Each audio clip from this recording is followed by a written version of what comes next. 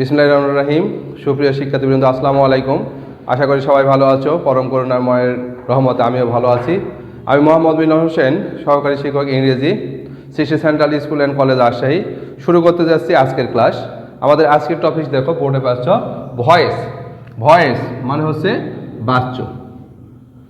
বাচ্য মানে আমরা বচন থেকে বাচ্য পাচ্ছি, আমরা কথা বলি, এই কথাগুলোকে ভয়েস। এই যে শব্দ হচ্ছে এটাকে বলা হচ্ছে ইংলিশে ভয়েস। এই বাচ্যকে আমরা যখন ক্লাসিফিকেশান করি তখন কিন্তু দুই ধরনের পাই। একটাকে বলা হচ্ছে অ্যাক্টিভ ভয়েস, আর একটাকে বলা হচ্ছে প্যাসিভ ভয়েস। হ্যাঁ, একটাকে বলা হচ্ছে অ্যাক্টিভ, একটাকে হচ্ছে প্যাসিভ। এটাকে অ্যাক্টিভ মানে হচ্ছে সক্রিয়, আর প্যাসিভ মানে হচ্ছে নিষ্ক্রিয়। তাহলে কীরকম সক্রিয়, কীরকম নিষ্ক্রিয়? এই যে যেমন আমি তোমাদের সামনে একটা ক্লাস ডেলিভার করছি, এটা হচ্ছে সক্রিয়। Milan sir is taking the English class. Milan sir is taking the English class. তাহলে আমি সরাসরি এটাকে ডেলিভারিং করতেছি, উপস্থাপনা করছি, যার কারণে এটাকে বলা হচ্ছে অ্যাক্টিভ, মানে সক্রিয় আছি আমি। হ্যাঁ, এটা আমি সক্রিয় আছি। কিন্তু নিষ্ক্রিয়ভাবে কখন হবে? The class is being taken by Milon sir. এই কথাটা কি আমি বলছি? না, এই কথাটা কিন্তু বলছো তুমি, যে মিলন স্যার আমাদের ক্লাস নিচ্ছে। তার মানে আমি এখানে কিন্তু এই কাজটা করতেছি না। কিন্তু আমি যখন বলতেছি আমি এই ক্লাসটি নিচ্ছি, তার মানে কি আমি সক্রিয়। কিন্তু তুমি তোমার পক্ষ থেকে যখন বলছো মিলন স্যার আমাদের ইংরেজি ক্লাস নিচ্ছেন, তাহলে আমি কিন্তু এই কথাটা বলিনি, এই কাজটা করলে তুমি। এই জন্য এটাকে বলা হচ্ছে প্যাসিভ বা নিষ্ক্রিয়। আমাদের যেটা করতে হয় সেটা অনেক সময় অ্যাক্টিভ থেকে প্যাসিভ, প্যাসিভ থেকে active.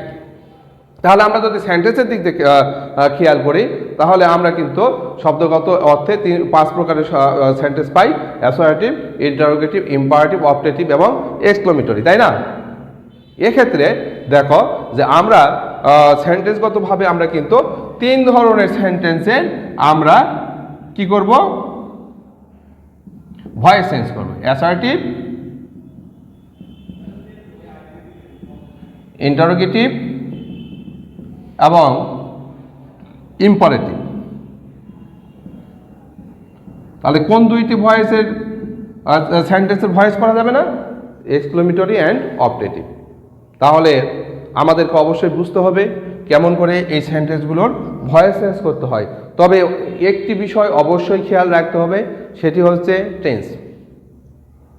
Tense place a very vital role in this case of voice, and that's why you have to know the basic rules of every tense. That means present indefinite, present continuous, present perfect, okay? Past indefinite, past continuous, past perfect continuous, future indefinite, future perfect, future continuous, future perfect continuous. These all kinds of tenses basic rules will be remembered in the case of changing voice. Okay, I will try to show you in my class how to change active to passive voice according to sentences and according to tenses. So dear students, please look at the board what I am writing. Today I want to discuss about assertive sentence. আমি যখন voice change করতে যাচ্ছি, আজকে আমি অবশ্যই voice change করব assertive সেন্টেন্সের উপরে। তাহলে অ্যাসার্টিভ সেন্টেন্স কাকে বলে? I have already discussed in my previous classes and you also know it. Assertive sentence means any kind of statement. যে কোনো ধরনের বক্তব্যকে বলা হচ্ছে অ্যাসার্টিভ সেন্টেন্স। হ্যাঁ, বা তথ্য উপাত্ত বিশ্লেষণ করাকে বলা হচ্ছে অ্যাসার্টিভ সেন্টেন্স। এই সেন্টেন্সকে ক্লাসিফাই করলে আমরা 2 ধরনের সেন্টেন্স পাই। একটাকে বলা হচ্ছে অ্যাফার্মেটিভ, আর একটাকে আমরা বলতেছি নেগেটিভ, মানে হচ্ছে হাবাচক,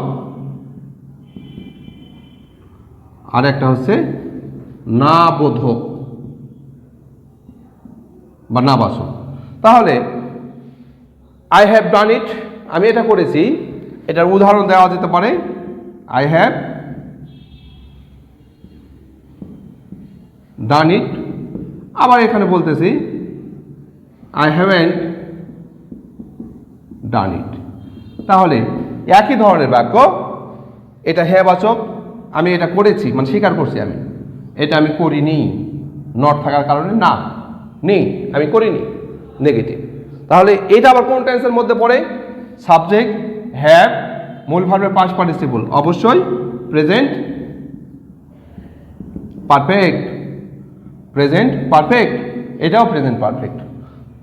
এভাবে টেন্স নিতে হবে। তাহলে assertive sentence and tense will be the fundamental rules in the case of voice change. Okay, তাহলে আমরা এইভাবে অ্যাসার্টিভ সেন্টেন্সের দুইটা অংশ পেলাম, একটাকে বলা হচ্ছে অ্যাফার্মেটিভ, আর একটা কি বলো, আর একটা হচ্ছে নেগেটিভ। এবং এখানে দুইটি উদাহরণ দেওয়া হয়েছে তোমাদের জন্য, যাতে করে এটি ক্লিয়ার হয়। এবং এটি টেন্সের অবশ্যই যে সেন্টেন্সেরই হোক না কেন, এটি টেন্সের অর্থ আবার কিন্তু বহন করে থাকে। তাহলে আমার ডিয়ার স্টুডেন্টস, আমরা অ্যাসার্টিভ সেন্টেন্স, অবশ্যই অ্যাসার্টিভ সেন্টেন্সের যে বাক্যগুলো সেগুলো ইউজ করব, কিন্তু তার আগে আমাকে জানতে হবে টেন্সের রুলস। তাহলে বেসিক রুলস যখন আমরা পড়ি, তোমরা অবশ্যই জানো যে প্রেজেন্ট ইনডিফিনিট টেন্সের ক্ষেত্রে কি থাকে। প্রেজেন্ট ইনডিফিনিট টেন্স, এটার ক্ষেত্রে আমরা বেসিক রুলস কি পাই? এটার ক্ষেত্রে আমরা পাই সাবজেক্ট V1 অবজেক্ট, মানে সাবজেক্ট মূল ভার্বের present form object.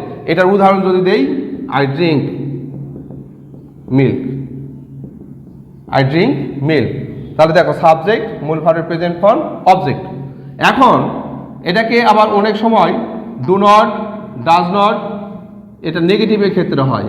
R do does বাক্যের শুরুতে থাকে ডু আই ড্রিঙ্ক মিল্ক, এখানে যদি আমি বলতাম ডু আই ড্রিঙ্ক মিল্ক, তাহলে ইন্টারোগেটিভ হতো, ইন্টারোগেটিভ হয়ে যেত।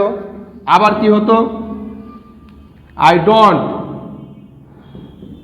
ডোন্ট ড্রিঙ্ক মিল্ক, এটা নেগেটিভ হতো। এখন এগুলোর ক্ষেত্রে কি হয়, প্রেজেন্ট ইনডিফিনিট টেন্সের ক্ষেত্রে সাবজেক্ট মূল ভার্বের প্রেজেন্ট ফর্ম অবজেক্ট থাকে, নেগেটিভ হলে ডু নট, ডাজ নট হয় সাবজেক্টের পরে, ইন্টারোগেটিভ হলে সাবজেক্টের আগে ডু বা ডাজ আসে। এবার যদি আমরা প্রেজেন্ট কন্টিনিউয়াস টেন্সের ক্ষেত্রে যাই, প্রেজেন্ট কন্টিনিউয়াস টেন্স সংক্ষেপে লিখতেছি প্রেজেন্ট কন্টিনিউয়াস টেন্স, তাহলে এটার স্ট্রাকচার কি, subject plus am is are plus verb plus ING plus object, তাই না? সাবজেক্ট এম ইজ আর, ভার্বের সাথে আইএনজি প্লাস অবজেক্ট। তাহলে এটার উদাহরণ তোমাদের কিভাবে দিতে পারি, I am reading a book, I am reading a book. দেখো সাবজেক্ট, সাবজেক্ট আই, আই এর ক্ষেত্রে এম, যদি এখানে হি থাকতো হি ইজ, এখানে যদি দে থাকতো দে আর। এইভাবেই কিন্তু সাধারণত এইভাবে আমরা চেঞ্জগুলো করব। প্রেজেন্ট কন্টিনিউয়াসের ক্ষেত্রে আমরা এটা বললাম। এবার যদি প্রেজেন্ট পারফেক্ট আমরা ধরি, একটু আগে যেই স্ট্রাকচারটি তোমাদের সামনে তুলে ধরা হলো প্রেজেন্ট পারফেক্ট টেন্সের, কীরকম, subject plus have has plus V3 plus object. তাহলে এটার উদাহরণ যদি দেখি, আই হ্যাভ ইটেন ফুড, আমি খাবার খেয়েছি। দেখো সাবজেক্ট আই, আয়ের ক্ষেত্রে হ্যাভ হয়, V3 মানে ভার্বের পাস্ট পার্টিসিপল ইটেন, তারপরে ফুড। তাহলে আমাদের জানা হলো স্ট্রাকচার। এবার ভয়েস চেঞ্জ কীভাবে করব? ভয়েস চেঞ্জের ক্ষেত্রে প্রেজেন্ট ইনডিফিনিট টেন্সে অবজেক্টকে সাবজেক্ট করার পরে এম ইজ আর হয়, এটা খেয়াল রাখবা। অবজেক্টকে সাবজেক্ট করার পরে এম ইজ আর হয়। তাহলে প্রেজেন্ট কন্টিনিউয়াসের ক্ষেত্রে কি হবে, আমার কিন্তু এখানে সাবজেক্ট এম ইজ আর দেওয়াই থাকবে, এর সাথে আমাকে যেটা ভয়েস করতে হবে, অবজেক্টকে সাবজেক্ট করার পরে বিং যুক্ত করতে হবে, বিং। প্রেজেন্ট পারফেক্ট টেন্সের ক্ষেত্রে কি হবে, হ্যাভ হ্যাজ তো দেওয়াই থাকবে, এখানে আমাকে বিন যুক্ত করতে হবে, BEEN, বিন। আচ্ছা, কি রকম, তাই না? আমার এখানে যে বেসিক রুল সেটা আমাকে কি করতে হবে, যে এখানে আমি বলতেছি 1 নম্বরে যেটা করতে হয়, ভয়েস চেঞ্জ এর নিয়ম। কিসের ভয়েস চেঞ্জ? অ্যাক্টিভ থেকে প্যাসিভ। সেইটা অ্যাক্টিভ থেকে প্যাসিভ ভয়েস চেঞ্জের নিয়ম। প্রথমে যেটা অবজেক্টকে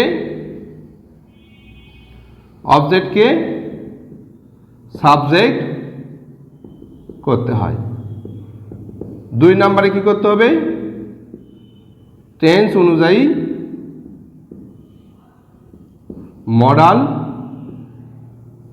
ভার্ব, কেউ কেউ বলে মডাল অক্সিলারি ভার্ব বসাতে হয়। 3 নাম্বার আমরা বলবো মূল ভার্বের